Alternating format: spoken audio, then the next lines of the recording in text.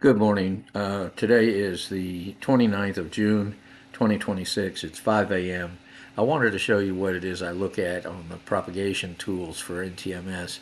First of all, you type in prop.w5isp.com. That's all you have to type in and press enter in your browser. You will land on this page here. And I'm going to change this because I want to go to the weather map first. We'll come back here to this page, but first I want to go to the weather map. And the first thing I'm going to click on is ducting, and then I'm going to put the page into motion, or where these cards will uh, light up left to right. And you do that by clicking this arrow pointing to the right. And so it will take it a little while to populate. So let this run through several passes and go pull the information that it needs to pull in order to populate the graphing, the colors, the green color onto the page. So as it begins to do this populating, I noticed that we get around to about 5 hours from now, 5 or 6 hours from now, which would be 10 or 11 a.m., and we've got a lot of green, comparatively speaking, a lot of green that's running kind of in a direction from EM24 across to 12 and 01, 11. So that would be our best shot there, is that it's telling us that in 5 or 6 hours we could potentially have ducting, across the north-south path, potentially even into South Texas. So there's that to look at. You can stop this and stare at it a little bit more there on the +5, and it says 1500 UTC, so 10 a.m. Click it one step further. Sometimes a little slow to get populated, but this is bridging all the way up into North Arkansas. So it'd be interesting if we see propagation there. Now, I'll leave this ducting to look at inversion, because inversion you should see these same kind of pattern is what I'm getting to. Is this, if there's an inversion, the closer to the ground, and the stronger the inversion, then that's going to help us refract signals. And you can see these patterns here that are developing. You can put this into motion, but we already know it tends to be 5 or 6 hours from now, and you can see these green areas are almost connecting 5 or 6 hours from now. And then we saw something towards the later, predicting maybe even tomorrow. It's not really showing up the same way here, other than this little pocket in EM23. So from there, I like to look at the inversion base, and this tells us how low it's going to be, with dark green being on the ground. Next lightest green, like you see down here in College Station, would be 500 meters. So I think there's something to be learned here. If we go back to the +5 hour graph, it's up in the air. So it's between 500 meters and 1,000 meters in my area, and even higher.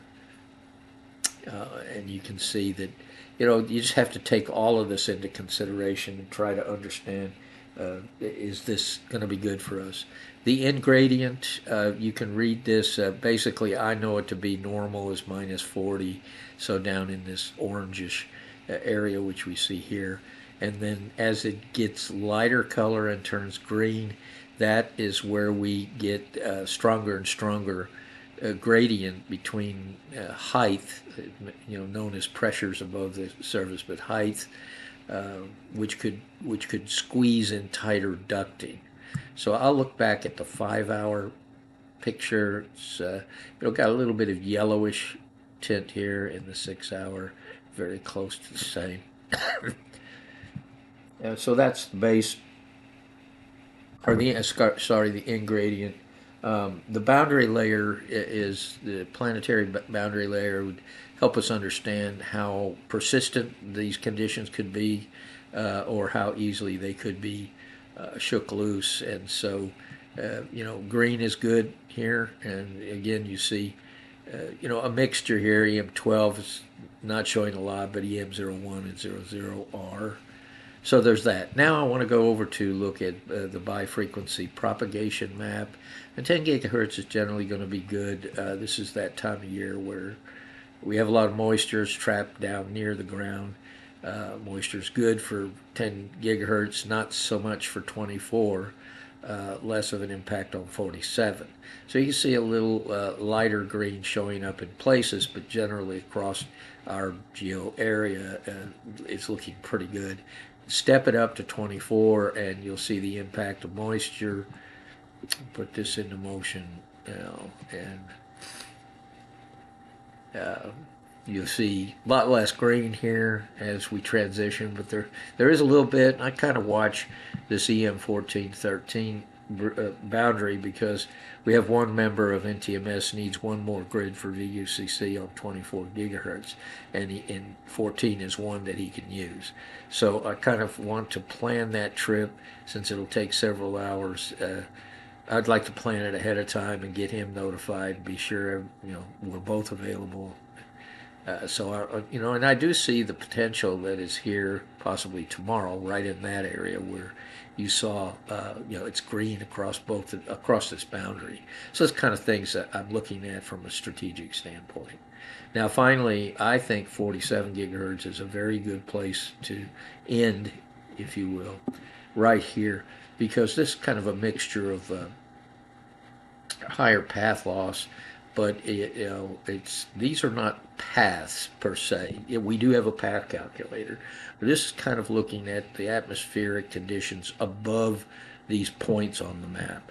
So if I were to see a whole lot of green here, and it does look pretty good compared to what you might find here on a given day.